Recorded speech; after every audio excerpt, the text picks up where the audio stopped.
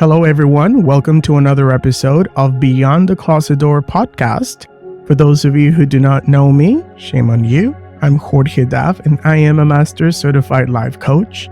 And today's a very special episode because I'm going to read to you a letter from one of the audience members, AnonymousGay. So, everyone, fasten your seatbelts and listen to this. This is the letter. Hey, Jorge. I hope this letter finds you well. I've listened to your podcast and I like it. Thank you so much.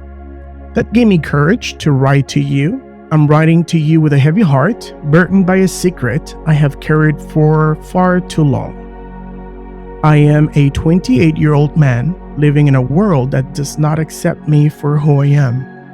In other words, in the closet. I have spent countless nights not able to sleep. I feel like I'm suffocating with the weight of this secret, hiding my true self from the world. The closet has become a prison, and its walls have grown thicker with each passing day. Okay, let me stop right there. Let me just ask you this. You said you're living in a world that does not accept me for who I am. How can you say that when you have not come out of the closet? Maybe that's just an assumption. You're generalizing. Careful. I'm going to go back to that though. Let me continue. I want to live authentically, to embrace my identity with pride and without fear, but the thought of coming out terrifies me. I fear the rejection of my family and friends, the scorn of society, and the potential loss of everything I hold dear, including my job. The weight of these fears have become unbearable, and I find myself in a shell inside the closet that I've put myself in. Ooh la la. I don't know if I don't know how to get out of it or if I don't want to. Ooh, that's very dangerous. Every time I see people living outside of the closet, it makes me happy, but also jealous and upset. I wish I could have their life. Every day I wear a mask, pretending to be someone I am not. I smile when I want to cry, laugh when I want to scream, and pretend to be interested in relationships that bring me no joy, either girlfriends or male macho non-sexual friendships. Estoy hasta la madre. That's what he says. You're Latino. Okay. So I turn to you, Jorge, seeking guidance and support. How do I find the strength to break free from this suffocating closet? Or where do I find the strength to just come out of the closet and live happily? And most importantly, how do I love and accept myself when the world may not? Thank you for your help, AnonymousGay. Well, dear AnonymousGay, thank you, first of all, for your letter. And I can tell it took you a lot of courage to not only write it, but decide to send it to me to share with everyone listening. So thank you for that. I'm sure it was not easy, but hey, you're taking the steps to make sure you live your authentic life for you. So thank you. And I'm going to go through the different steps that I believe you and everyone else need to take in a situation like you're in to feel fully satisfied with your life, right? Regardless of your age, regardless of your culture, regardless of your education level, regardless of absolutely anything. This is just for you and within you. And one of the things that I heard from your letter is a lot of hurt, a lot of pain, a lot of wanting to just break free and just being happy, being who you are. You crave acceptance. And I'm going to talk a lot about self-compassion, which is something that resonates with me from your letter. Self-compassion. Now, I'm going to break all of this down into 10 steps that I believe are very beneficial for you to live your authentic life. Now, by that, it takes a work to get to that point, but it's totally doable. And sometimes we miss a step here and there, and it takes longer. But if we follow this step, you are going to be feeling better. not only about yourself, but with yourself. So I was talking about self-compassion. You need to exercise more self-compassion. But what does that mean, to exercise more self-compassion? So what I recommend is for you to write yourself a love letter. Yes, that's right. You heard me right. Write yourself a love letter, or a love letter telling yourself why you deserve to be happy. So stay happy, stay positive. When you're writing yourself that letter, do that. You need to fall in love with yourself. You really do. Sometimes we don't. Sometimes we are just looking on the outside and we busy ourselves with everyone and we want to make everyone happy. But what about ourselves? We don't take a lot of time to know ourselves and to fall in love with ourselves. So write about why you deserve to be loved and accepted. Also write all the negative self-talk that you tell yourself. For example, I'm not strong enough, I'm not good enough, I'm not there yet, I'm too gay, people who think I'm gay, this is wrong, this is right. Stop being self-critical and being your worst obstacle. Give yourself permission to be enough. Sometimes we really are our worst saboteurs. We learn to put ourselves down so many times before someone else does that we forget how to get up. And that's very dangerous. We think that if we keep ourselves down, it would hurt less when someone else hurts us. But guess what? We sometimes get too comfortable being down there. But this is very dangerous because when we allow ourselves to stop feeling, we forget to remember what causes us pain. And we go through life being numb about our suffering and pain. So we need to be very careful with that. So get to know yourself, get to know your value, your worth. By understanding this, it will lead to self-love. Be kind to yourself. Fall in love with yourself all over again. Make sure to know why anyone should not only be lucky, but happy to be with you. Let go of negativity and learn to forgive yourself. Stop punishing yourself for not living yet the life you deserve. Sometimes it's easier to judge or punish ourselves for things we don't have or things we haven't accomplished yet than to focus on things we already have and the things that are already working for us. So we need to focus on that. What's working for us right now? What do we have that are good instead of the things that are lacking or that we don't have yet? Next, it is crucial to surround yourself with a support system that uplifts and empowers you.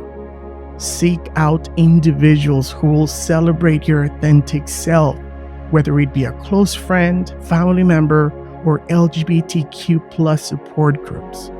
Remember that you deserve to be surrounded by people who love and accept you for who you are. Share your identity to people and with people who will celebrate you and not condemn you. You don't need anyone's permission or approval to be unapologetically you. And let me repeat that. If you need to write it down, if you need to tattoo it on your hand, on your forehead, on your neck, do whatever you need, but make this your mantra. You do not need anyone's permission or approval to be unapologetically you. Please always remember that. Remember that when it comes to coming out, there is no one-size-fits-all approach. The fact that it worked for someone else or it may not work for someone else that you know or heard from means that it's going to be the same situation with you. Take the time to plan and consider your circumstances. Start by confiding in a trusted friend or family member who you believe will be supportive. Their love and acceptance can provide you with the strength and reassurance to continue on your journey. It is also important to remember that everyone's reaction may not be as positive as you hope.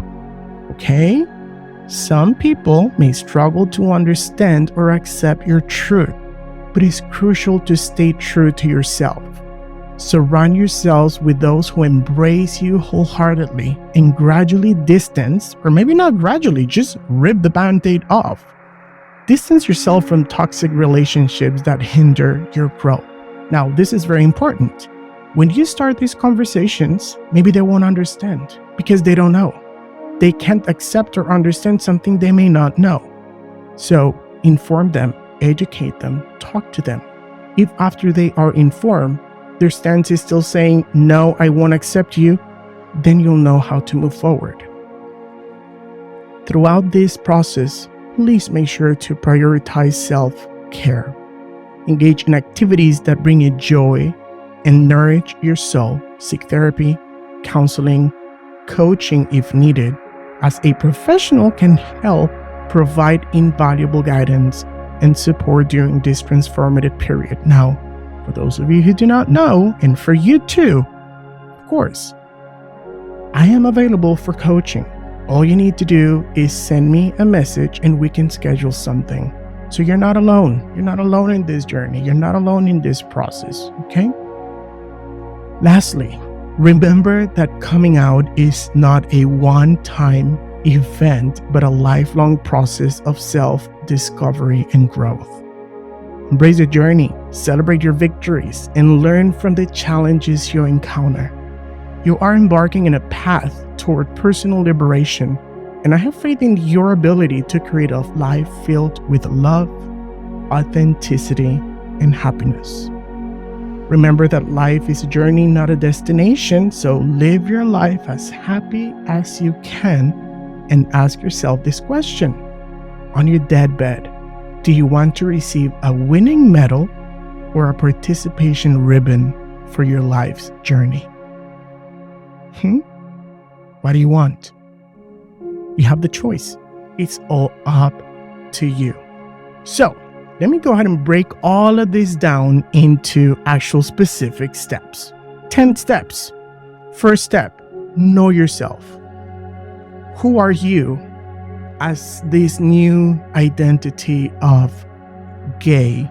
And for all of those listening, if you're going through the same situation, but you identify as bisexual, pansexual, transgender, same thing. Know yourself. What does that mean for you to know that you're gay? How does that change your life? Your way of living life, your way of walking, thinking, speaking, people you associate with, etc. Know yourself. Step 2, accept yourself. Now that you know you're gay, well, you know what? Yes, I'm gay. This is it. This is who I am. This is what I have. This is what I need to accept. Once you accept, because trust me, there's people who know they're gay, but they don't accept themselves as being gay. They get married, they have children, they don't help anyone, they're on the down low, or they may not. You know what? Accept yourself. Third step, respect yourself. Respect yourself as you are with this new identity. Respect yourself as a gay person. A lot of people punish themselves because they think is a punishment from God, from life, from their parents. They blame so many other people or entities or persons or items. You need to respect yourself. Fourth step, believe in yourself. Believe who you are is important to the world and to you. And that's going to lead to the fifth step, which is valuing yourself. Okay, you have something important to offer as a gay person, as a transgender, as a pansexual, as a bisexual. And I don't mean sexual. I mean from your essence of who you are. Valuing your gifts, your talents, yourself. Have positive self-esteem. Sixth step, protect yourself. Protect yourself from not only the outside world, but from yourself too. Because like I said, sometimes we are our worst obstacle and our worst saboteur. Seventh step, trust yourself. Trust yourself that you will lead a life of happiness if you just take the time to know the hows. 8th step, be kind to yourself. Have self-compassion. Stop the negative self-talk, the critical self-talk. Be kind to yourself. Be nice. Sometimes we are nicer to other people, but not ourselves. Why? Why would we do that? We're supposed to be the kindness to ourselves than anyone else in the world. So speak kind to yourself. 9th step, forgive yourself. Let go of past mistakes. Stop being angry or disappointed with yourself. Learn to let go. If you truly forgive, you let go. And you learn from that experience. Otherwise, you're not forgiving yet. You want to, but you haven't. And the 10th step, love yourself. Love yourself with all the good things that you have, with all the negative things that you have. That's what makes you you. Now, those negative things, we need to work on those, develop a plan of action for those to be minimal, but love yourself with this new identity. So, know yourself, accept yourself, respect yourself, believe in yourself, value yourself, protect yourself, trust yourself, be kind to yourself, forgive yourself, and ultimately really, really love yourself. So, thank you for your letter, Anonymous Gay. Hopefully it helped. And remember, if you or anyone listening would like life coaching sessions, let me know. Just send me a message. If any of you out there want to share your story or have questions, email me, send me your letter, or be part of the podcast too. Every story is absolutely important and has value. Until the next episode, remember to know yourself, respect yourself, believe in yourself, trust yourself, and definitely love yourselves. And don't forget to live happily beyond the closet door. Bye, everyone.